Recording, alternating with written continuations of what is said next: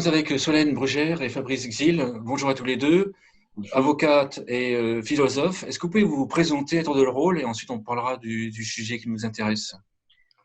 Bonjour à toutes et tous, ravie d'être avec vous. Je suis Solène Brugère, je suis avocate au barreau de Paris et j'exerce depuis une quinzaine d'années en droit des affaires et droit commercial avec une sensibilité particulière pour le secteur des personnes vulnérables et donc j'accompagne des professionnels du secteur pour les aider à se mettre en conformité avec leurs obligations et les enjeux sociaux et sociétaux liés notamment au vieillissement ou aux vulnérabilités.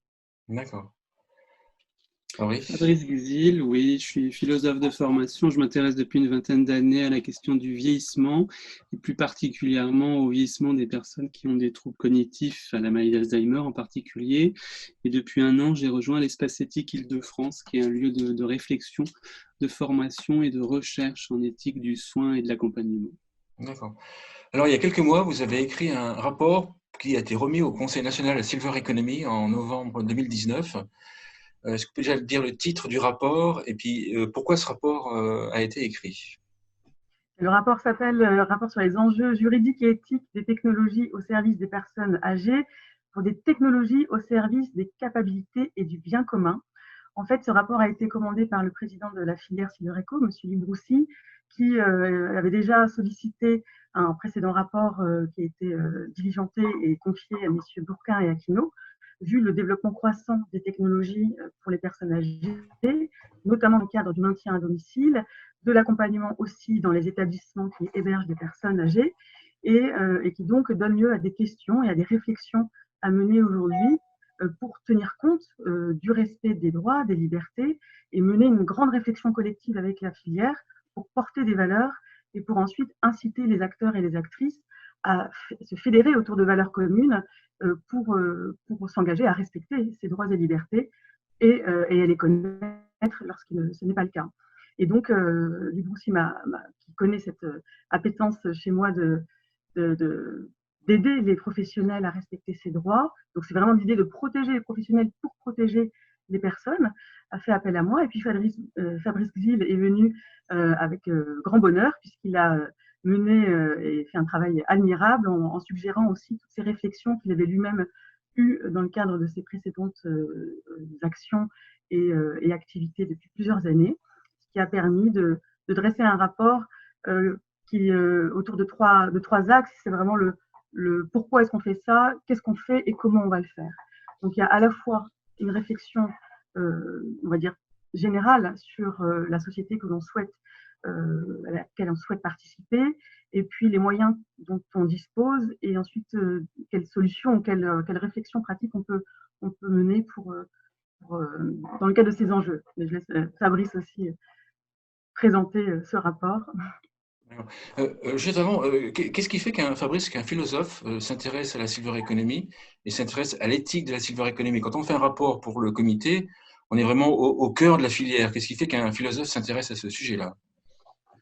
Parce que de plus en plus, les philosophes ils ne font pas que de l'histoire de la philosophie, ils se contentent pas de commenter, d'analyser les travaux des philosophes depuis 20 siècles, ils sont aussi, comme tous les acteurs de la société, inscrits dans leur temps, inscrits dans leur époque, et ils essaient de réfléchir aux enjeux contemporains. Parmi les enjeux qui sont devant nous, celui de la longévité, on pourrait dire aussi celui de l'écologie, mais enfin celui de la longévité est au moins aussi important.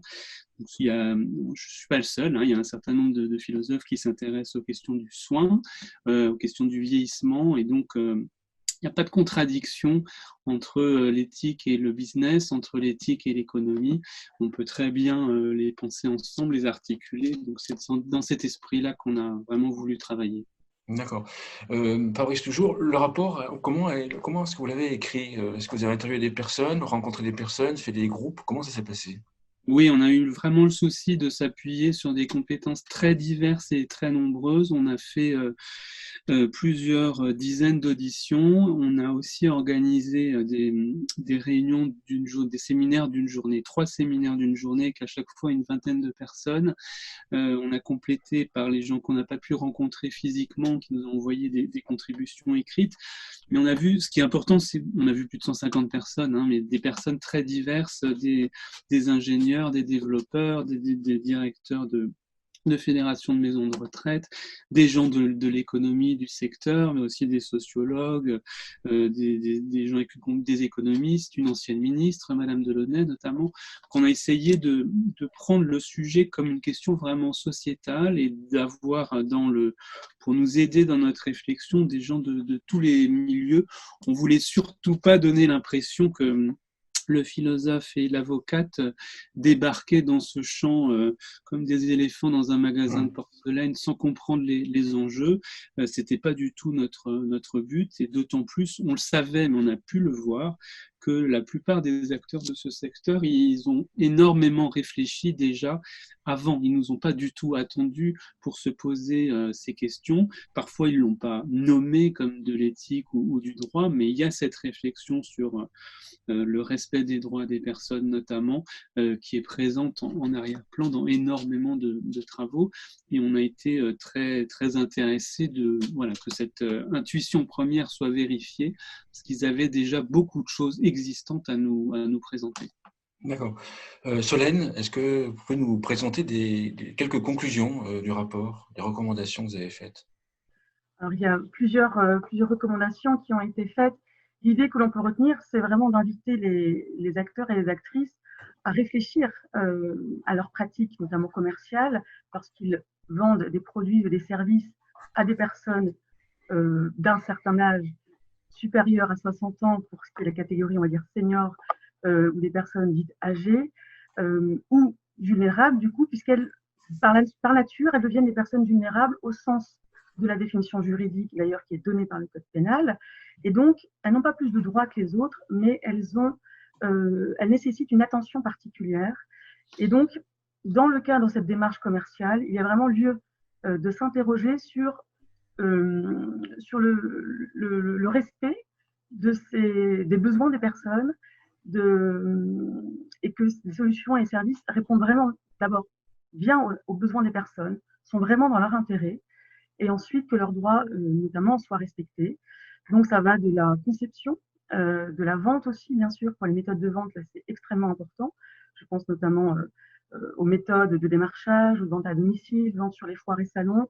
En réalité, il y a lieu dans ces méthodes-là, de respecter à la fois la réglementation, puis d'aller plus loin pour vraiment adapter les pratiques. Ça, c'est pour ma partie juridique, hein, pour que ça soit respectueux. Et c'est alors, à mon sens, aux sociétés de s'adapter, d'adapter leurs pratiques aux besoins des personnes. Si elles ne comprennent pas très bien, alors de prendre ce temps-là, notamment dans le cadre très contractuel, pour vraiment vendre des solutions qui soient conformes à leur intérêt. On ne vend pas n'importe quoi pour faire du business et du chiffre d'affaires. Il faut le vendre dans un certain cadre, répondre à des normes de qualité finalement. Et puis, en fait, c'est extrêmement bénéfique puisque ça protège la personne morale, ça protège l'entreprise, ça pratique, ça limite les conflits, et en plus, c'est très bon et bénéfique pour le développement du commerce. Donc ça, c'est l'idée de réflexion pour cette partie très spécifique de la vente. Mais au-delà, voilà, il y a, lorsque l'on veut protéger une personne, est-ce que l'on va tout de suite choisir une solution qui nous semble bonne a priori, ou est-ce qu'il ne faut pas intégrer certains paramètres auxquels on n'aurait pas pensé, et en s'appuyant sur des réflexions justement éthiques, philosophiques pour les personnes. Donc toujours avoir cet intérêt, cet axe en fait, et derrière finalement des solutions très pratiques, très concrètes, de conformité, et qui se déclinent sur le terrain, tout simplement. Voilà. D'accord. Si je provoque un petit peu, est-ce que le besoin d'écrire un rapport sur ce sujet-là, ça veut dire en fait qu'il n'y avait pas assez d'éthique dans le secteur de la silver economy? Fabrice, tu veux répondre? Comme vous voulez. Non, alors, je pense qu'on peut le prendre de deux façons. On peut dire d'une part que y a peut-être une suspicion spontanée du public par rapport à un secteur qui se dédie, à une économie qui se dédie à la question des seniors ou des personnes qui avancent en âge, en tenant compte du fait que ce sont des personnes potentiellement vulnérables, et donc il peut y avoir une inquiétude et des questionnements sur cette économie de l'âge ou du grand âge qui peut être regardée avec méfiance de l'extérieur. Et donc de ce point de vue, vue-là, c'est aussi une manière pour le secteur d'affirmer que le questionnement éthique, le respect de la personne, la prise en compte de sa vulnérabilité, ce n'est pas quelque chose qui est absent de ses préoccupations, au contraire. Donc ça, c'est peut-être le premier axe de réponse, et je pense que il y avait de la part de Luc Broussy et de la filière Silver Economy un message, en nous commandant ce rapport, un message aussi envoyé, une réponse à ce soupçon qui, à mon avis, est injustifié, d'un secteur économique qui voudrait prospérer sur la fragilité ou la faiblesse d'une population particulièrement vulnérable. Donc ça, c'est le premier élément. Le deuxième, c'est que, comme je vous le disais il y a quelques minutes, c'est que je pense que cette éthique-là, qu'on a essayé de voir à la fois du point de vue des principes, mais aussi de la structuration du secteur, elle était déjà présente. Il y a beaucoup d'acteurs, le jour où on a présenté le rapport, qui sont venus nous voir après, qui nous ont dit, mais voilà, vous nous avez fait ressaisir la raison pour laquelle on a voulu s'engager dans ce secteur. C'est pas qu'on ne le savait pas, mais on ne se l'était pas explicité de cette façon-là. Et sur quel est le sens ou la finalité de notre engagement économique dans ce secteur d'activité-là, vous nous l'avez fait ressaisir, retrouver, notamment quand on parlait d'accessibilité universelle, de participation, de responsabilisation. C'est des choses qui ne leur étaient pas du tout étrangères. Alors bien sûr, on pourra toujours nous objecter certaines mauvaises pratiques, certains cas qui ont été médiatisés et parfois qui sont passés devant les tribunaux, mais je pense que on a fait pour une large part un travail d'explicitation d'un certain nombre de valeurs qui étaient latentes, qu'on a juste formulées. Par ailleurs, on a pris des positions sur des sujets un peu précis, on a pris des positions assez fortes sur un certain nombre de questions où on avait été spécifiquement interrogé, mais je pense que pour une bonne part, on a mis en lumière, formulé, explicité des attachements, des valeurs, des engagements qui sont ceux de la plupart des acteurs du secteur. D'accord. Oui, d'ailleurs, quand on rencontre beaucoup de jeunes entrepreneurs sur la silver economy, on sent l'éthique généralement, parce qu'en fait, ils l'ont fait pour leur grand-mère, ils ont vécu quelque chose pour leur grand-mère ou leur père ou leur mère, ils ont développé un produit ou un service dans le sens d'aider leurs parents, leurs grands-parents. Donc à la base, il y a ça. Ceci dit que pendant des années, quand on parlait de marcher les seniors pendant des années, dans la salle, il y a toujours quelqu'un qui posait la question, quoi, marcher les seniors, c'est pas bien. Il y a toujours ça, notamment dans un pays latin. Il y a peut-être même un aspect générationnel à creuser, c'est-à-dire qu'on a vu, nous, on voit émerger dans ce secteur un certain nombre de start-up, de jeunes entrepreneurs qui ont à la fois un pied du côté de la tech et un pied du côté du care ou de l'accompagnement, et qui c'est une nouvelle génération qui se positionne différemment par rapport au travail, puis par rapport qui se pose beaucoup de questions sur le sens de son activité professionnelle et qui n'a pas envie, comme des générations précédentes, de consacrer autant de temps au travail juste pour faire de l'argent. Il y a une demande de sens de cette génération-là, et probablement que c'est là où il y a aussi une rencontre intéressante et une opportunité à saisir. Solène, la suite du rapport. Alors là, il y a un rapport qui a été écrit, qui a été remis il y a plus de 6 mois. Quelle est la suite du rapport? Est-ce qu'il va être remis à quelqu'un? Les recommandations vont être appliquées? Comment ça va se passer?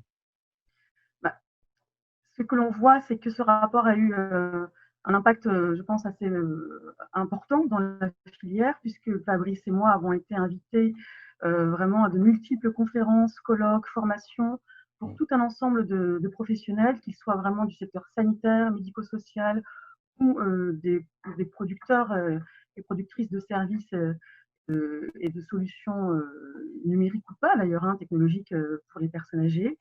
D'ailleurs, nous allons être auditionnés en septembre par le Haut Conseil à l'enfance, famille et aux personnes âgées, en vue de la loi Grand Âge et Autonomie, sur une question spécifique justement de l'accessibilité des nouvelles technologies, sur une suggestion de Fabrice qui me semble très pertinente et d'autres professionnels, c'est-à-dire de permettre vraiment un accès universel aux personnes, quel que soit leur lieu géographique, pour éviter les différences, ou leurs revenus.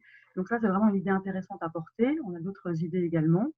Et puis maintenant, je crois que c'est l'heure aussi de la sensibilisation et de l'approche très pratique pour les professionnels de maintenant franchir le cap de s'interroger sur ces pratiques à soi et qu'est-ce que je peux faire pour, finalement, la question c'est qu'est-ce que je peux faire pour être en conformité ou en alignement avec mes valeurs. Parce que comme l'a très bien dit Fabrice, on a senti vraiment cette force unanime de toute cette communauté d'agir pour être utile, d'agir pour faire du bien, d'agir pour construire une société qui prend soin des personnes âgées.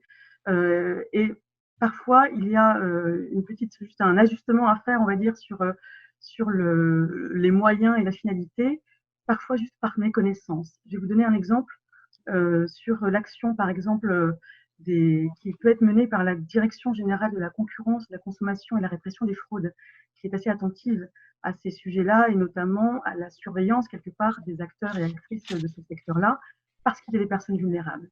Et il y a eu plusieurs enquêtes qui ont été menées, mais il y en a eu une assez récente entre 2017 et 2018, où la DGCCRF est allée contrôler plusieurs établissements, plusieurs EHPAD habilités à l'aide sociale.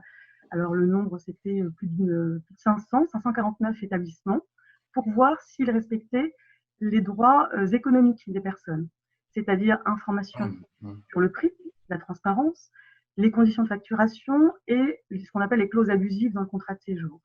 Eh bien, sur 66% des contrôles ont donné lieu à un rappel à la loi. Il y a eu 85 injonctions de mise en conformité et des PV, donc c'est-à-dire avec des amendes potentielles. C'est pas pour faire peur, mais c'est pour expliquer qu'il peut y avoir des contrôles. Et maintenant aussi, pour les fournisseurs de services et de solutions, de produits, l'idée n'est pas de sanctionner forcément tout de suite, mais c'est vraiment de sensibiliser et de dire où en êtes-vous, vous, avec ces pratiques-là. Et ce qu'a souligné la DGCCRF, c'est l'objectif prioritaire, c'est sensibiliser les professionnels pour garantir les droits des résidents.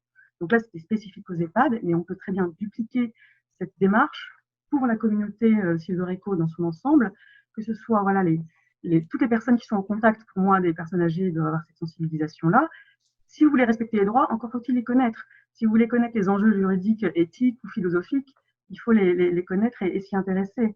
Et ensuite, il y a cet accompagnement pour être en conformité avec vraiment cette optique de protection, de gestion des risques et puis d'avoir aussi une démarche éthique. Mais ça va aussi au-delà, je pense, pour les professionnels du secteur, vu cet engagement qu'on a vu, ce sens et cette envie de bien faire et de bien être, eh bien, il y a, je pense, une attention particulière à avoir sur tout ce qu'on appelle les enjeux sociétaux, sociaux, tout ce qui est responsabilité, RSE, pour la gouvernance, pour ses relations avec les parties prenantes, avec les partenaires commerciaux, et ensuite, en priorité évidemment, avec la clientèle, entre guillemets, ou voilà, pour avoir cette approche globale qui soit conforme à cet engagement initial. Voilà. Donc là, il y a un axe, être en conformité avec les lois, avec les règlements, etc. pour le chef d'entreprise. Donc là, je comprends le premier intérêt. Est-ce que, même question que j'avais posée à un dirigeant qui dirige un groupe de labellisation des normes, etc. Est-ce que, d'après vous, si je dirige l'entreprise sur la Silver Economy et que je respecte une éthique très précise, est-ce que mon entreprise va plus se développer? Est-ce que je vais faire augmenter mon chiffre d'affaires? Fabrice, tu veux répondre? Déjà, on pourrait dire que probablement je risque un jour de le faire baisser si je m'en préoccupe pas et qu'il y a des risques liés à une mauvaise réputation, une mauvaise image de la marque liée à des scandales, que ce soit dans l'efficacité du produit et le service qu'il rend, son coût, ou dans les conditions de vente, dans les conditions générales de vente, ou dans la manière dont le marketing ou la vente du produit a été réalisée. Sur tous ces aspects-là, si on n'a pas une vigilance minimale, il risque d'y avoir un impact négatif sur l'image et donc de faire baisser le chiffre d'affaires. Bon. Après, je pense pas qu'il faille exagérer non plus le caractère vertueux de l'éthique et de l'économie. Je pense que la recommandation éthique, la volonté de bien faire, elle a aussi elle a aussi sa logique propre et on ne respecte pas des règles de bonne pratique seulement pour augmenter le chiffre d'affaires.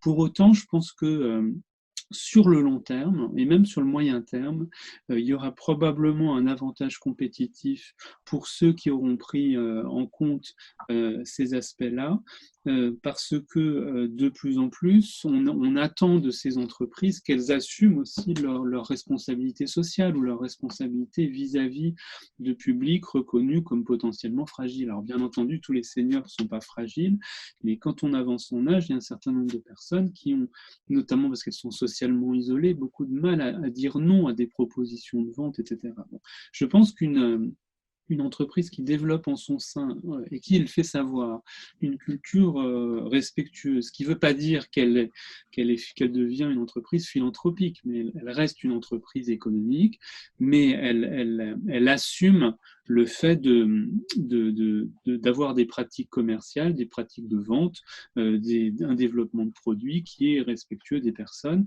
Je pense que sur le moyen terme et sur le long terme, c'est une stratégie qui est payante pour les acteurs, même sans parler d'une éventuelle sanction en cas de mauvaises pratiques ou de pratiques litigieuses. Là, vous avez dit tout à l'heure, à l'instant, faire savoir, en fait. Question Solène, comment, quand je suis un chef d'entreprise, comment je fais savoir que je suis éthique? Parce qu'entre parenthèses, hier, j'ai interviewé Mathieu, je vais dire Gerber, mais ça se prononce Gerber, bon bref, qui est le président des opticiens mobiles. Lui, dans l'éthique à fond, et il va faire changer ses statuts pour créer une société, sa même société, pour avoir une société à mission. C'est un truc que j'ai découvert hier. Comment est-ce que je suis un chef d'entreprise, comment est-ce que je montre que je suis éthique, sachant que, par exemple, la famille ou les seniors vont aller sur Internet pour comparer des téléassistances, comment à ce moment-là, je montre que je suis éthique? Déjà aussi pour compléter les propos de Fabrice sur la préoccupation sur le chiffre d'affaires qui est évidemment on va dire la préoccupation principale des chefs d'entreprise. En fait, le levier il se situe à plusieurs niveaux. Le levier positif sur la durabilité de l'entreprise, c'est effectivement à court et moyen terme ou long terme la sélection naturelle, comme l'avait dit Nicolas Menet. Les entreprises qui n'iraient pas sur ce chemin-là, dans ce secteur-là, n'ont très clairement pas de chance de survivre, puisque le marché fera son tri, et une entreprise qui violerait les droits ou qui ferait vraiment un marché qui soit irrespectueux des personnes âgées, alors nécessairement, tôt ou tard, tombera. Il tombera de plusieurs manières, il sera dénoncé. Alors maintenant, avec les réseaux sociaux, ça va très vite. Effectivement, l'impact d'image est terrible et ça peut tuer une entreprise très rapidement. Donc l'idée vraiment, c'est d'anticiper ces pratiques-là. Peut-être faire cet investissement au départ, mais qui sera bénéfique. Pourquoi? Parce qu'il y a aussi l'aspect, pour rebondir sur les contrôles et les sanctions, ils peuvent être à différents niveaux. Si c'est au niveau des données personnelles, vous avez la CNIL qui a un pouvoir de contrôle et de sanction. Pour le moment, la CNIL n'est pas dans cette démarche-là, parce qu'elle est en train de travailler main dans la main avec les acteurs et actrices. D'ailleurs, elle sollicite au contraire de travailler en partenariat étroit. Mais quand une fois cette phase sera passée, là, elle fera des descentes, quelque part, des sanctions et des contrôles, et pourra avoir le pouvoir de contrôler, de sanctionner, sachant qu'il y a des publications. Il y a aussi le risque juridique et judiciaire. Une entreprise, par exemple, qui irait un peu fort sur les pratiques commerciales en mettant la pression, en utilisant la vulnérabilité des personnes, que ce soit quand il y a une installation, par exemple, de matériel à domicile, ou une vente à distance sur Internet, ou du démarchage, etc., dès lors qu'il y a de la pression sur une personne vulnérable, eh bien, cela peut rentrer dans le cadre de l'abus de faiblesse ou de pratiques commerciales trompeuses. Donc, une interrogation, par exemple, si une entreprise vient dire qu'elle a des pratiques éthiques, d'accord, et qu'en fait, ce n'est pas la réalité, et qu'on s'en rend compte, alors là, ce sera très grave, puisque l'infraction sera commise. Et la sanction, quelle est-elle? Moi, je vous fais perdre 375 000 € directement. C'est le montant de l'amende en cas de sanction d'abus de faiblesse. Il y a un risque également même pénal, 3 ans de prison, d'interdiction d'exercer aussi. Et là, je pense que ça sera évidemment la sanction qui sera prononcée à l'encontre d'un dirigeant ou d'une dirigeante qui aurait joué avec ces règles-là. Donc, très clairement, il y a vraiment ce risque-là quand même qu'il ne faut pas oublier.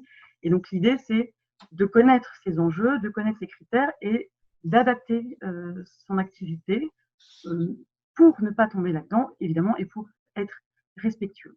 Et cela veut dire effectivement que peut-être, pour une personne, on ne va pas lui vendre le bon produit qu'on pensait être idéal pour lui alors que ça ne correspond pas à ses besoins.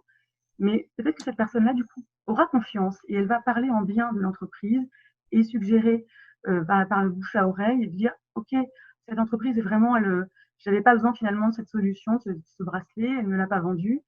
eh bien, c'est peut-être pas cette vente immédiate, mais résultat, il va y avoir un bénéfice sur le long terme, très clairement. Donc voilà pour ce sujet-là. Ensuite, eh bien, effectivement, bien sûr, une entreprise qui va vouloir s'engager va vouloir le dire, et c'est normal, et ça peut effectivement avoir un impact très positif en matière de choix des produits et services. De manière très claire, si vous avez le même produit, on va dire le même objet, les mêmes objectifs, et que pour l'un, vous savez qu'il y a une attention particulière qui est prise par l'entreprise, avec peut-être plus de temps de réflexion, avec euh, voilà, ce temps de la compréhension de l'information, etc., et bien nécessairement, à l'heure du choix, vous allez prendre qui? Vous allez prendre l'entreprise en qui vous avez confiance. Donc, c'est bénéfique pour cela. Donc maintenant, il y a de plus en plus de labels qui se développent, notamment environnementaux. Il y a une réflexion avec le Synapse justement sur un label pour les entreprises du vieillissement responsable. Il y a aussi des certifications, des exigences voilà, de respecter notamment en matière d'immobilier. Je pense au label de Liliane Alajouani, par exemple. Ça, c'est important. Et si vous avez clairement des labels sur un produit, il va plus se vendre. C'est comme ça, parce qu'on a confiance. Donc, ça crée une économie vertueuse. Mais derrière, c'est pas parce qu'on a un label ou une charte de valeur qui se développe beaucoup que ça fait tout. Derrière, il faut faire vivre. C'était ma Voilà. question suivante. Là, vous la Ah, devancez, en fait. Vous la devancez. En fait, c'était ça. Est-ce que quand il y a des labels qui apparaissent comme testés et approuvés pour ou par les seniors de l'AFNOR, il y a des normes. La téléassistance a des normes, le service à domicile a des normes. Est-ce que qu'on comprenne bien en fait entre le label et le niveau d'éthique? En fait, si on a un label, enfin, si on est certifié par exemple téléassisteur, si je suis certifié norme, je sais pas quoi, téléassistance, est-ce que je suis éthique? Ou est-ce que vous faites une différence? Ce que je veux dire, la relation entre votre image de l'éthique, la vision de l'éthique que vous avez et les labels, comment ça se positionne? Fabrice, tu peux répondre sur ce sujet? Je pense que pour partie, il y a un lien étroit entre les deux, entre le respect d'un certain nombre de normes, hein. Vous pouvez prendre la comparaison. Moi, qui m'a beaucoup éclairé pendant qu'on a travaillé, c'est la comparaison avec l'industrie pharmaceutique et les règles éthiques, c'est donné à la fin des années 80. C'est l'industrie pharmaceutique qui a demandé des règles pour encadrer, et une loi pour encadrer, c'est la loi Urier-Seruskla qui date de 1988, qui en France encadre la recherche sur des sujets humains, vis-à-vis de laquelle aussi il y avait une forme de méfiance spontanée et qui a demandé un encadrement. Donc je pense qu'il y a un certain nombre de normes qui sont des normes pour faire un bon produit, qui sont la première brique de quelque chose d'éthique. Si vous vendez un produit qui ne fonctionne pas, qui fonctionne mal, qui n'est pas adapté aux personnes à qui vous l'adressez, il n'y a aucune raison que ce soit un produit éthique avec des guillemets.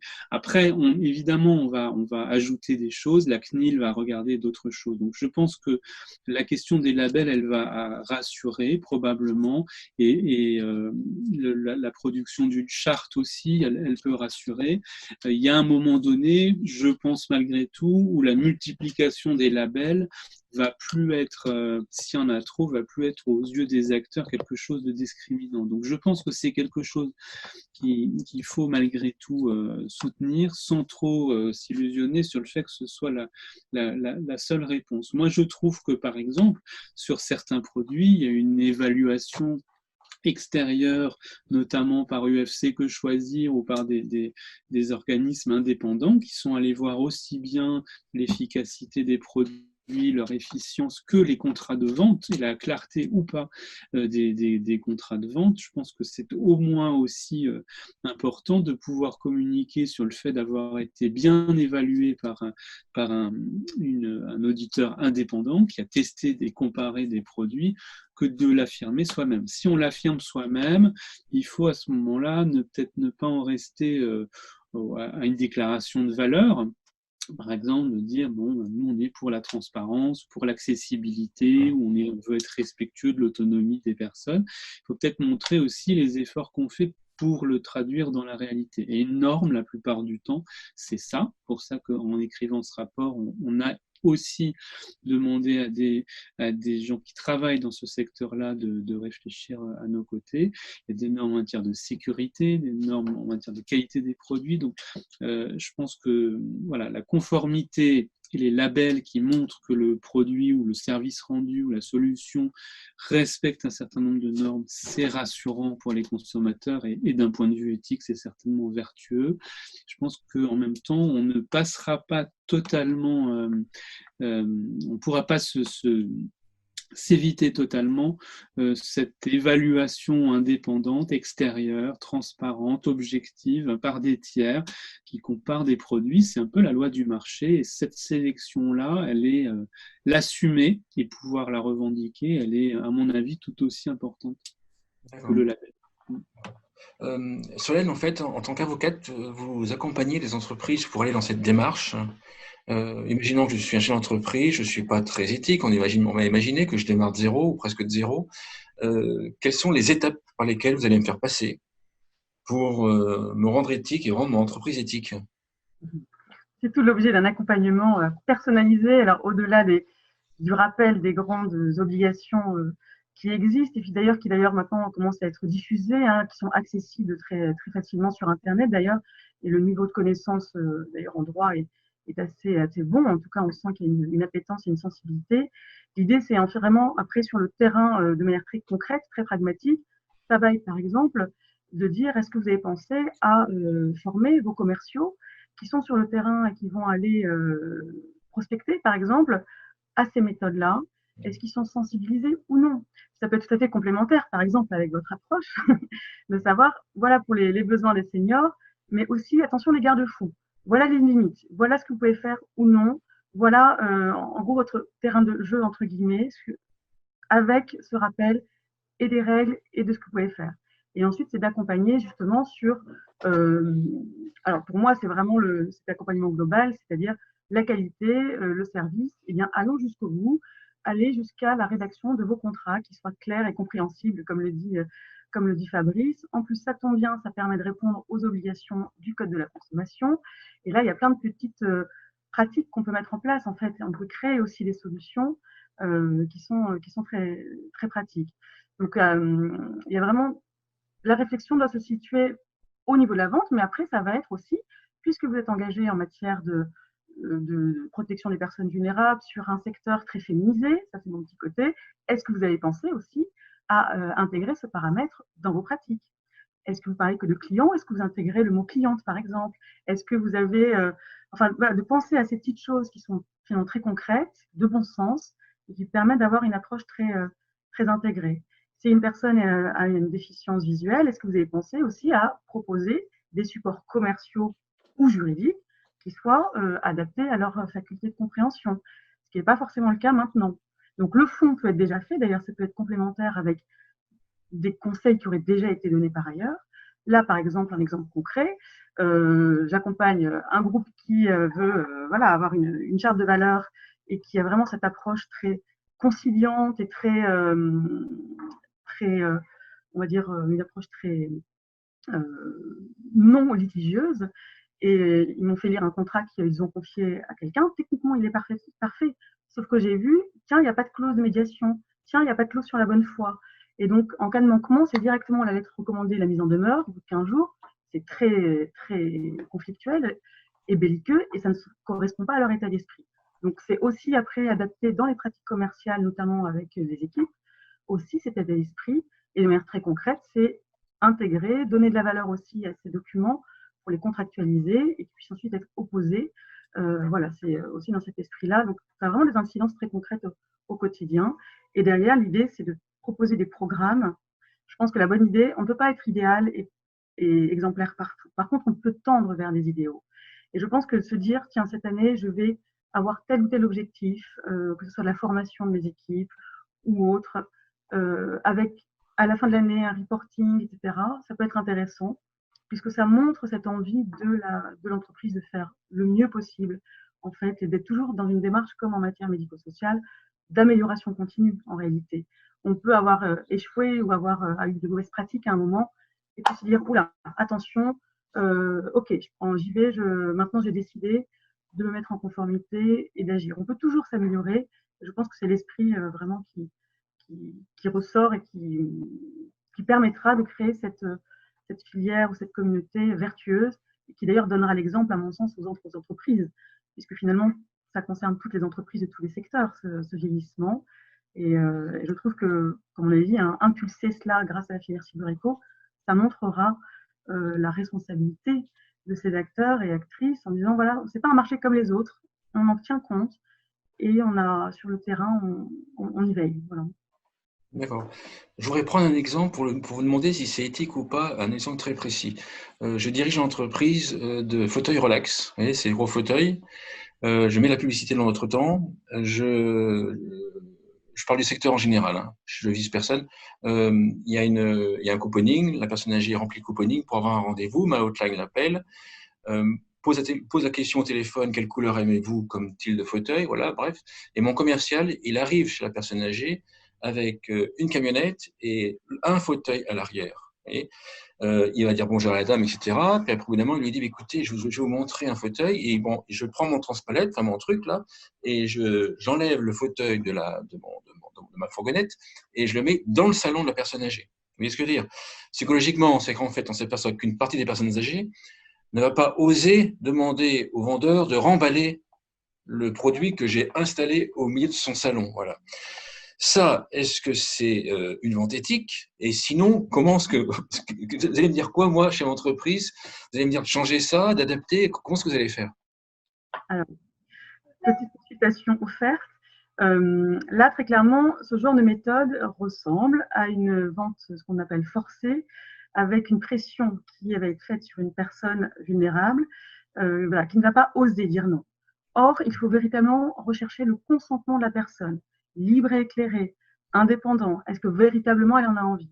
Et en fait, la solution est assez simple, plutôt que d'imposer et de forcer, parce qu'il y a deux leviers hein, pour annuler ce genre de choses. Vous avez le volet civil et pénal. Le pénal, ça peut être effectivement soit pratique commerciale, soit trompeuse ou abusive, etc., soit l'abus de faiblesse. Mais il y a aussi le volet civil.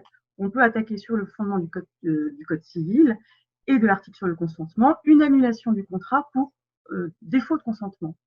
Et donc là, ça coûte cher aussi à l'entreprise, puisque vous avez tout le procès derrière, et vous avez derrière éventuellement l'annulation, le remboursement des dommages et intérêts. Donc pour cela, la clé pour moi, c'est d'intégrer un temps de réflexion qui soit suffisant à la personne, quitte à aller au-delà, quitte à ne pas vendre aujourd'hui, mais dès lors qu'il n'y a pas vraiment de devis qui est fait, qu'il y a cette pression, cette urgence qui est imposée, clairement, c'est contestable.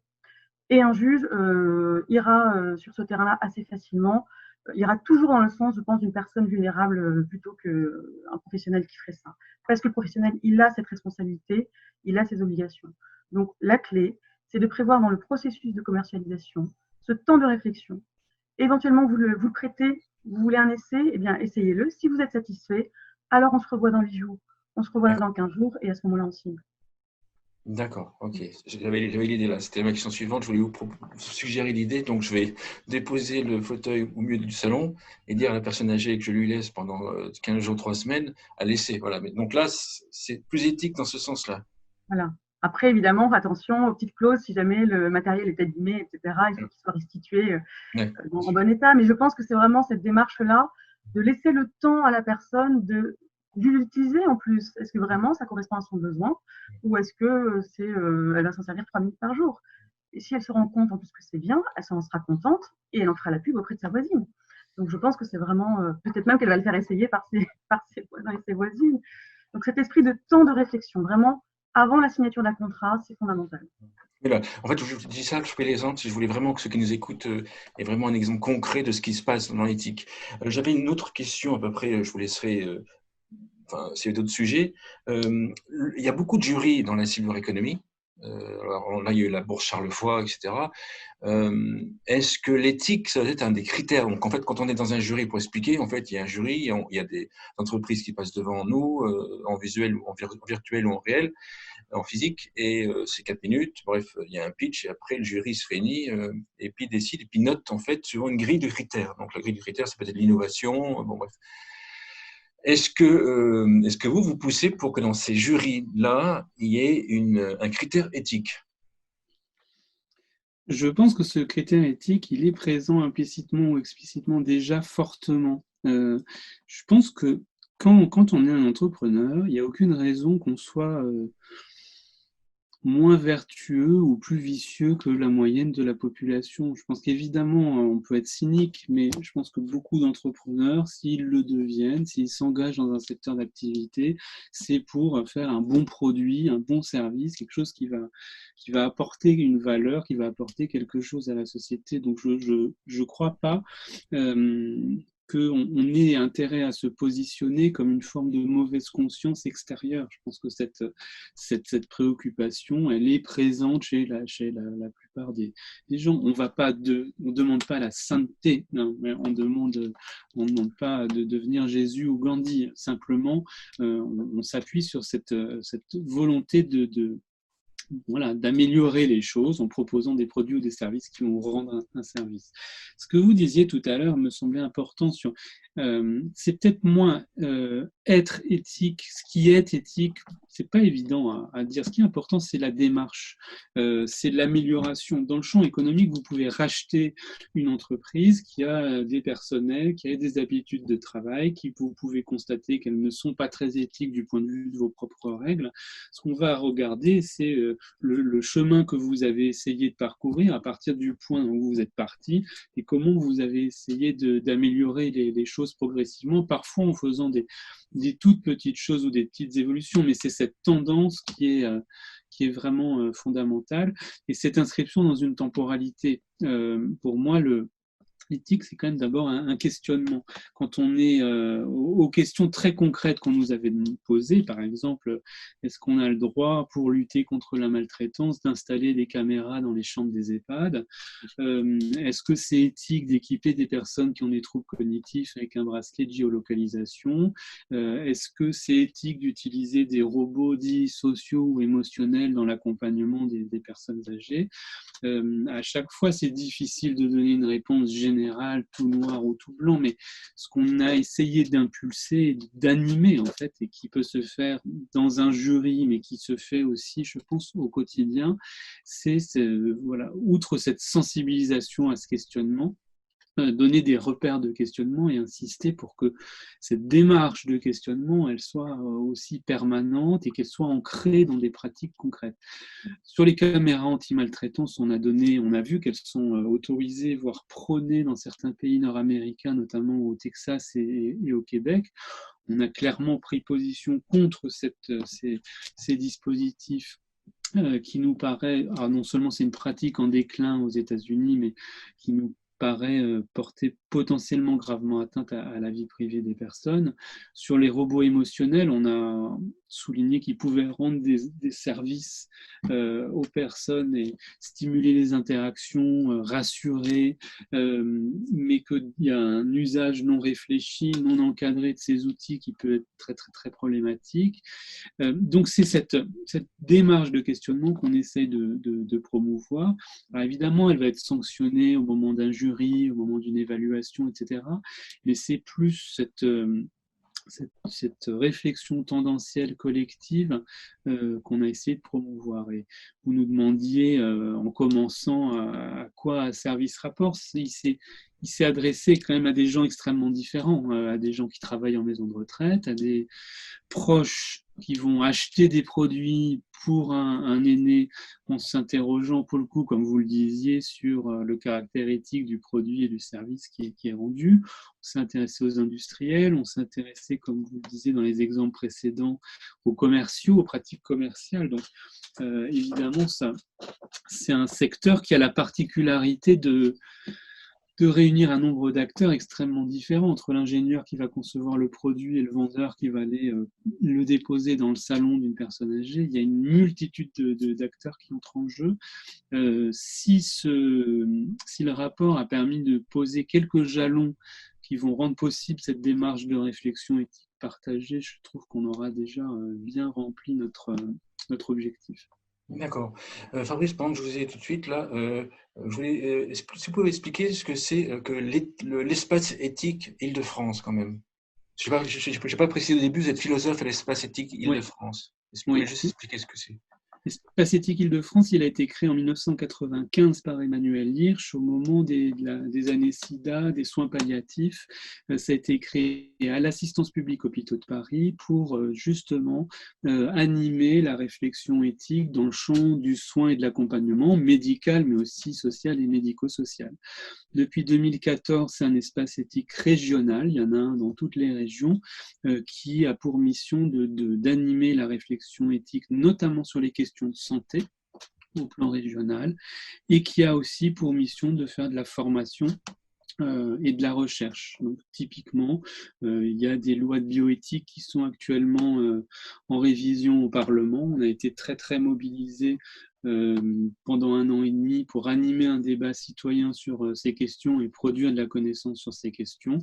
Nous sommes aussi espace éthique national sur les questions relatives aux maladies neuroévolutives, la maladie Alzheimer et les autres maladies neurodégénératives. Donc, un lieu de réflexion, de formation et de recherche sur tout ce qui touche l'éthique du soin et de la santé.